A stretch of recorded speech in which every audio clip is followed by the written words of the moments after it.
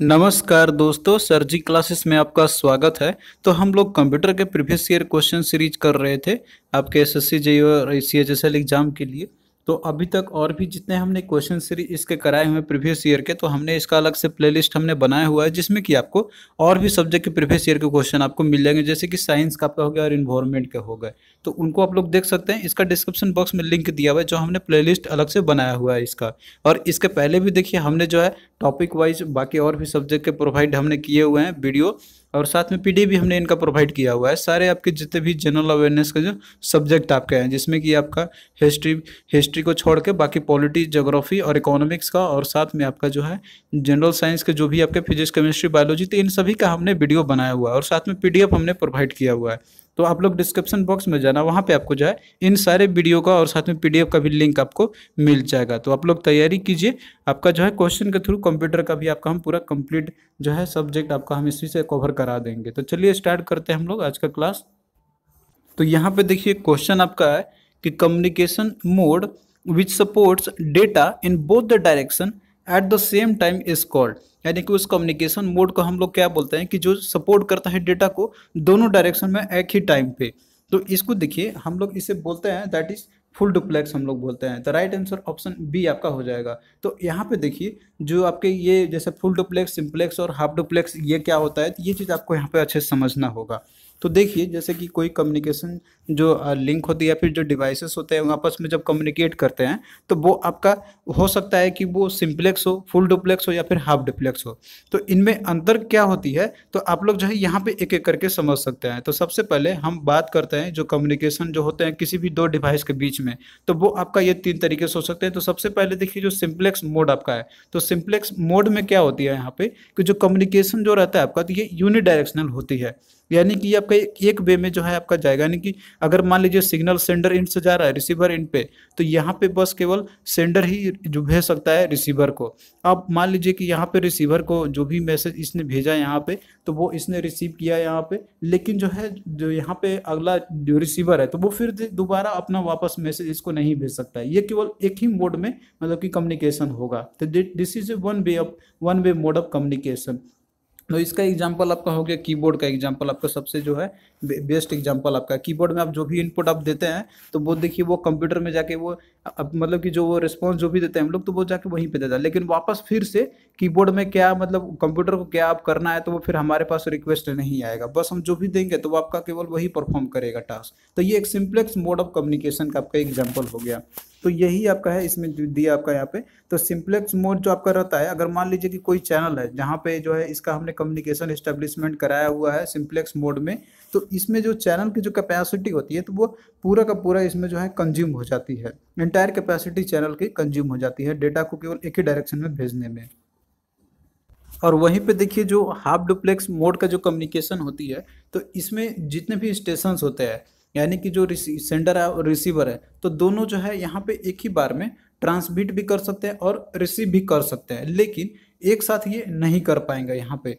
यानी कि अगर मान लीजिए कि ये अगर जैसे ये ट्रांसमीटर इन पे अगर कोई मैसेज भेज रहा है सेंडर को, मतलब सेंडर जो रिसीवर को भेज रहा है, तो यहाँ पे मैसेज जो है तो एट अ टाइम पे दोनों कोई कनेक्ट तो हो सकते हैं यहाँ पे, लेकिन वो मैसेज जो रिसीवर है तो वो नहीं भेज सकता है, इसको दोनों को वेट करना होगा। यानी कि जब तक ये सेंडर मैसेज अपना एंड नहीं कर देता है तब तक इसको वेट करना होगा। और जैसे ही सेंडर का यहाँ पे मैसेज ट्रांसमिट करना खत्म हो जाएगा, उसके बाद जो है रिसीवर यहाँ पे वो सेंड करना शुरू करेगा। बस ये आइडल स्टेट में यहाँ पे ये रहेगा। अब उसी तरीके से मान लीजिए सेकेंड स्टेज में जो रिसीवर है उसने रिसीव कर लिया और उसके बाद ये अपना ट्रांसमिट करेगा, तो उस समय जो सेंडर था तो वो अब स्टॉप हो जाएगा। यानी कि वो केवल बस सुन सकता है यहाँ पे, लेकिन वो फिर सेंड नहीं कर सकता है। तो ये आपका चलता है इस तरीके से। तो इसका देखिए बेस्ट एग्जांपल आपका है वॉकी टॉकी का। तो वॉकी टॉकी में आपने देखा होगा इसका, जिसमें कि कोई पर्सन है, अगर मान लीजिए दो पर्सन है, एक यहाँ पर एक यहाँ पे है, तो कोई पर्सन अगर मान लीजिए यहाँ से कुछ बोलता है, तो आप देखते होंगे कि वो पर्सन अदर इन पे है, तो वो केवल सुन सकता है, एट अ टाइम दोनों को स्पीक नहीं कर सकता है। अब मान लीजिए इसको अगर कुछ बोलना होगा तो इसको जो है स्टॉप करना होगा, मतलब बोलना, उसके बाद ही जो है ये फिर सेंड कर सकता है और ये फिर उसको सुन सकता है। तो ये वॉकी टॉकी आपका बेस्ट एग्जाम्पल है जो कि आपका है हाफ डुप्लेक्स सिस्टम का यहाँ पे। तो ये देखिए उस केसेस में हम लोग यहाँ पे यूज़ करते हैं कि जहाँ पे कम्युनिकेशन बोथ डायरेक्शन में एट द सेम टाइम ज़रूरत नहीं होती है, तो वहाँ पे हम लोग हाफ डुप्लेक्स मोड का एग्जांपल करते हैं। तो बेस्ट एग्जांपल आपका वॉकी टॉकी का आपका हो गया ये।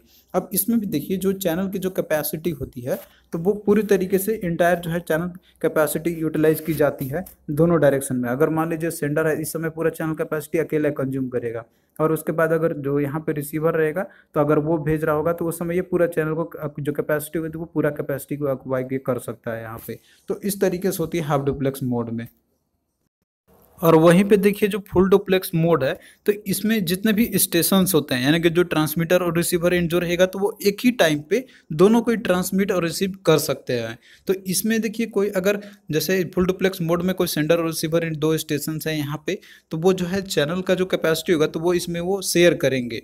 यानी कि जो चैनल मान लीजिए ये अगर सेंड कर रहा है तो वो भी पार्ट लीड चैनल का कैपेसिटी को यूज़ करेगा, और साथ में जो रिसीवर इन पे है तो वो भी पार्टली जो है चैनल की कैपेसिटी को वो यूज़ करेगा। तो इसमें जो है शेयर की जाती है दोनों डायरेक्शन में, क्योंकि देखिए एट ए टाइम दोनों को यहाँ पे सेंड भी करना है और रिसीव भी करना है। तो पार्टली चैनल शेयर करेगा ये भी, और पार्टली चैनल का जो कैपेसिटी होगा ये शेयर करेगा ये भी।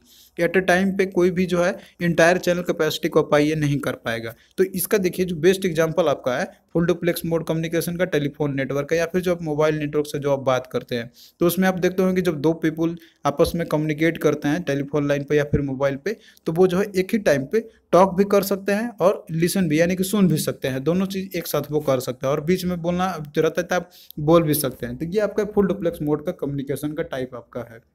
तो ये चीज़ जो आपका रहता है फुल डुप्लेक्स मोड का कम्युनिकेशन जो है तो ये हम लोग उस समय यूज़ करते हैं कि जैसे कम्युनिकेशन अगर मान लीजिए कि दोनों डायरेक्शन में करनी होती है एक समय में, यानी कि एक ही टाइम पे करनी होती है, तो वहाँ पे फुल डुप्लेक्स मोड का यूज़ की जाती है। तो आई होप कि अब आप लोग समझ गए होंगे इनसे रिलेटेड। तो वही चीज़ में आपसे पूछा गया था कि communication board which supports data in both the direction at the same time, तो एट द सेम टाइम जो है डेटा को सपोर्ट करता है दोनों डायरेक्शन में, तो ये किस में होती है, तो ये आपका हो जाएगा that is full duplex mode में आपका रहेगा। तो ऑप्शन बी जो है इसका आपका करेक्ट हो जाएगा। और बाकी जो सिंप्लेक्स मोड होती है ये आपका केवल एक बार में एक ही बार ये ट्रांसमिट कर सकता है, ये वन वे डायरेक्शन में केवल होती है, इसमें कोई बाय डायरेक्शन लेके उधर से फिर वेट करके करेगा, ये आपका होता है that is half duplex mode में। फिर अगला क्वेश्चन देखिए routing is done in which layer. तो देखिए जो राउटिंग जो होती है तो ये कौन से लेयर में होती है, तो आपको मैंने प्रीवियस क्लास में OSI मॉडल के बारे में आपको मैंने बताया था।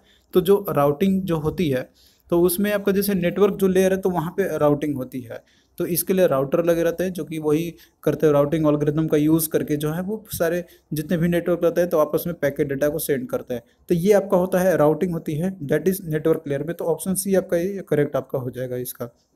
फिर अगला देखिए कि विच performs the modulation and demodulation. तो मॉड्यूलेशन और डीमॉड्यूलेशन का काम कौन करती है, तो देखिए जो मॉडेम जो आपका रहता है तो यही मॉड्यूलेशन और डीमॉड्यूलेशन का काम करती है। तो पहले देखिए मॉडेम यूज़ किया जाता था पहले टेलीफोन लाइन्स में कि जहाँ पे एक और ये सेंडर इन पे रहता था तो उस समय मॉड्यूलेशन का काम करती है, और वहीं पे देखिए जो आपका रहता है एक ही बार में ये जो मॉड्यूलेशन डीमॉड्यूलेशन काम करती है ये, तो इसीलिए इसको मॉडेम बोला जाता है। तो ये चीज़ आप लोग याद रखना, इसका फुल फॉर्म भी होता है मॉडेम का दैट इज मॉड्यूलेशन डीमॉड्यूलेशन। फिर देखिए अगला क्वेश्चन है मल्टीकास्टिंग इज अ। तो मल्टीकास्टिंग क्या होती है, तो देखिए यहाँ पे जो राउटिंग जो स्कीम होती है जिसमें कि यूनिकास्टिंग ब्रॉडकास्टिंग और मल्टीकास्टिंग जो होती है तो इसको एल्गोरिदम को आपको यहाँ पे समझना होगा। तो पहले देखिए यहाँ पे हम लोग समझ लेते हैं उसके बाद क्वेश्चन को करेंगे हम लोग। तो जो राउटिंग स्कीम पहले आपका जैसे यूनिक कास्टिंग है तो इसमें देखिए जो एक नोड आपका रहता है तो इसमें केवल वो सेलेक्टेड नोड को जिसमें कि वो सेलेक्ट मतलब हुआ है वहीं पर ये सेंड करेगा, तो ये आपका होता है यूनिक कास्टिंग का। और वहीं पे देखिए जो ब्रॉडकास्टिंग है तो इसमें एक सिंगल सोर्स आपका रहता है, तो वो जो है पूरे मल्टीपल यानी कि जितने भी लिंक रहते हैं इसके जितने भी नोड रहते हैं जो कनेक्टेड रहते हैं उससे, तो उन सभी के पास जो है ये सेंड कर सकता है यहाँ पे, यानी कि सभी के पास जो है वो सेंड कर सकता है फ्रेम अपना। और वहीं पे देखिए जो मल्टीकास्टिंग आपका रहता है इसमें, तो मल्टीकास्टिंग में यहाँ पे क्या होती है कि अगर मान लीजिए कोई सेंडर है यहाँ पे कोई ट्रांसमीटर इन पे है तो वो अगर जैसे सेंड ये कर रहा होगा तो वो जो नोड सेलेक्ट अगर हो रहे होंगे यहाँ पे सिर्फ उसी को ये सेंड करेगा। लेकिन ये मल्टीकास्टिंग आपका है तो ये डिफरेंट कैसे है ब्रॉडकास्टिंग से, तो इसमें देखिए मल्टीकास्टिंग में क्या होता है कि जो भी स्टेशन सेलेक्ट हुए रहते हैं या जो यहाँ पे नोड अगर सेलेक्टेड हुए रहते हैं तो सिर्फ ये उसी को ही सेंड करेगा, बाकी जो है उनको ये नहीं जाएगा, लेकिन ये मल्टीपल रहेंगे। लेकिन जो ब्रॉडकास्टिंग में अंतर आपका क्या है कि यहाँ पे जो सेंडर रहेगा तो वो अगर सेंड करना अगर रहेगा इसको, तो वो जो है सभी सभी के सभी नोट को वो भेज देगा, भले ही वो मतलब उसको ज़रूरत है या नहीं है वो नहीं देखेगा, वो सभी को भेज देगा। तो ये डिफरेंस है ब्रॉडकास्टिंग और मल्टीकास्टिंग में। तो आई होप कि ये कॉन्सेप्ट अब आप लोग जो है समझ गए होंगे यहाँ पे।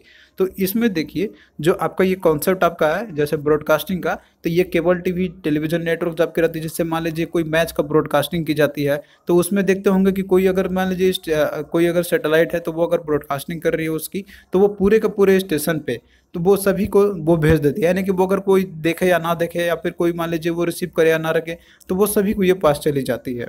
तो आप लोग इसके थ्रू समझ सकते हैं यहाँ पे। तो अब देखिए जो मल्टीकास्टिंग आपका है तो ये क्या है, तो this is sending a frame to a group of station. तो इसमें एक या दो नहीं होगा, ये ग्रुप ऑफ स्टेशन होंगे। अगर मान लीजिए केवल सिंगल आपका रहता है कि sending a frame to a particular station, तब आपका ये यूनिकास्टिंग आपका हो जाता है, वहाँ पे सिर्फ एक को अगर भेजी जाती है। लेकिन अगर मान लीजिए ग्रुप ऑफ स्टेशन को भेजी जा रही है तो वो आपका हो जाएगा मल्टीकास्टिंग। तो आई होप कि अब ये चीज़ आपको समझ गए होंगे। तो ऑप्शन 1 जो है आपका इसका करेक्ट आपका हो जाएगा। और वहीं पे देखिए जो ब्रॉडकास्टिंग में आपका रहता है यहाँ पे, तो इसमें जो है फ्रेम जो रहता है आपका, तो ईच एंड एवरी स्टेशन को इसमें भेजी जाती है।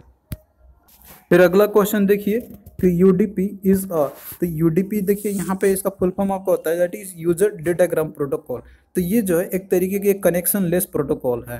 तो इसके लिए देखिए कोई कनेक्शन मतलब मान लीजिए जैसे अगर कनेक्शन करना ही होती है, एस्टेब्लिशमेंट करनी होती है सोर्स और डेस्टिनेशन के बीच में, तो ट्रांसमिट डेटा को ट्रांसमिट करने से पहले जो है यहाँ पे कोई कनेक्शन करने की ज़रूरत नहीं पड़ती है यूडीपी के अंदर में। तो ये आपका एक तरीके का कनेक्शन लेस प्रोटोकॉल आपका है। तो ऑप्शन देखिए इसमें दिया आपको ऑप्शन 2 आपका राइट हो जाएगा, दैट इज ऑप्शन 2 आपका है, that is connectionless protocol. फिर अगला क्वेश्चन देखिए कि what are the uses of internet. तो इंटरनेट का यूजेस क्या क्या होते हैं, तो इसमें देखिए ऑप्शन में आपका दिया हुआ है communication, information retrieval, presentation of information या ऑल ऑफ द एबव। तो इसमें से देखिए जो इंटरनेट है आपका, तो इसका हम लोग यूज़ करते हैं कम्युनिकेशन पर्पज़ के लिए भी, इंफॉर्मेशन को रिट्रीव करने के लिए भी, और साथ में इंफॉर्मेशन को अगर प्रेजेंट करनी होती है तो उसके लिए भी यूज़ करते हैं हम लोग इंटरनेट का। तो इस तरीके से देखिए ऑल ऑफ द एबव जो है आपका ये राइट आंसर आपका हो जाएगा। तो देखिए यहाँ पे क्वेश्चन आपका इंटरनेट से जो पूछे गए हुए हैं, तो ये आपका एप्लीकेशन बेस्ड है। तो इसमें और भी आपके क्वेश्चन पूछे जाते हैं जैसे जो आपका इंटरनेट है तो वो कौन से मॉडल पे ये काम करता है, कौन सा प्रोटोकॉल इसमें यूज़ की जाती है, और इसके लिए जो है और कौन कौन सा चीज़ इसमें रिक्वायरमेंट होती है। तो आइए हम लोग यहाँ पे एक ब्रीफ ओवरव्यू देख लेते हैं इंटरनेट से रिलेटेड, जिनसे कि आपका क्वेश्चन अगर इनसे रिलेटेड आपको कोई भी पूछा जाता है तो वो आप लोग इसको इजीली बता सकते हैं। तो देखिए जो इंटरनेट आपका रहता है ये, तो ये इंटर कनेक्शन होती है नेटवर्क्स का, यानी कि बहुत सारे जो नेटवर्क्स आपस में इंटरकनेक्टेड आपके रहते हैं, और साथ में जो नेटवर्क आपके वही सारे चीज़ होते हैं, इन सभी को मिला जुला के हम लोग बोलते हैं इंटरनेट का। तो इंटरनेट आपका सिंपल होता है, दैट इज ये नेटवर्कों का भी ये नेटवर्क आपका रहता है, जिसमें कि बहुत सारे मिलियंस ऑफ प्राइवेट और पब्लिक नेटवर्क आपस में कनेक्टेड रहते हैं एक दूसरे से। तो नेटवर्क आपका मान लीजिए बहुत सारे कंप्यूटर लगे रहेंगे आपके, तो वो अगर आपस में जैसे कम्युनिकेशन करते हैं तो उनके लिए एक नेटवर्क की जरूरत पड़ती है, तो जो कि आपको मैंने ऑलरेडी बताया हुआ था। तो यही सारे लिंक्ड होते हैं इंटरनेट के ऊपर में। तो इस तरीके से बहुत सारे नेटवर्क रहेंगे, जब आपस में जुड़ जाएंगे एक दूसरे से बहुत सारे नेटवर्क, तो वही आपका ये बन जाएगा, इंटरनेट आपका बन जाएगा। तो इंटरनेट हमें जैसे बहुत सारी चीज़ों में हेल्प करती है, जैसे कम्युनिकेशन पर्पज़ के लिए हो गया, या फिर इंफॉर्मेशन के लिए हो गया, आपका बिजनेस पर्पज़ के लिए हो गया, सोशल नेटवर्किंग के लिए हो गया, शॉपिंग के लिए या एंटरटेनमेंट के लिए हो गया, जॉब सर्चिंग, ई कॉमर्स के लिए। तो इन सभी चीज़ों में इंटरनेट का हम लोग यूज़ करते हैं। और देखिए जैसे इंटरनेट है तो इंटरनेट को कनेक्ट करने के लिए जो है इसके लिए प्रोटोकॉल की ज़रूरत पड़ती है। तो देखिए प्रोटोकॉल क्या होता है, एक सेट ऑफ रूल्स होते हैं जो गवर्नेंस करते हैं डेटा कम्युनिकेशन के लिए, क्योंकि इंटरनेट के ऊपर में हम लोग जो है डेटा को ही सेंड करते हैं हम लोग, और इसके थ्रू हम लोग रिसोर्सेज का यूज़ करते हैं। तो प्रोटोकॉल आपका ये डिफाइन करता है कि जैसे हमें क्या कम्युनिकेट करना है और उसे किस तरीके से कम्युनिकेट करना होगा। और तो इस तरीके से जो प्रोटोकॉल इंटरनेट में यूज़ करते हैं, जो वर्क करता है आपका इंटरनेट, तो वह है TCP/IP प्रोटोकॉल। तो कॉमनली आपका इसको जैसे हम इंटरनेट के लिए हम लोग यूज़ करते हैं TCP/IP का, that is transmission control protocol आपका है ये।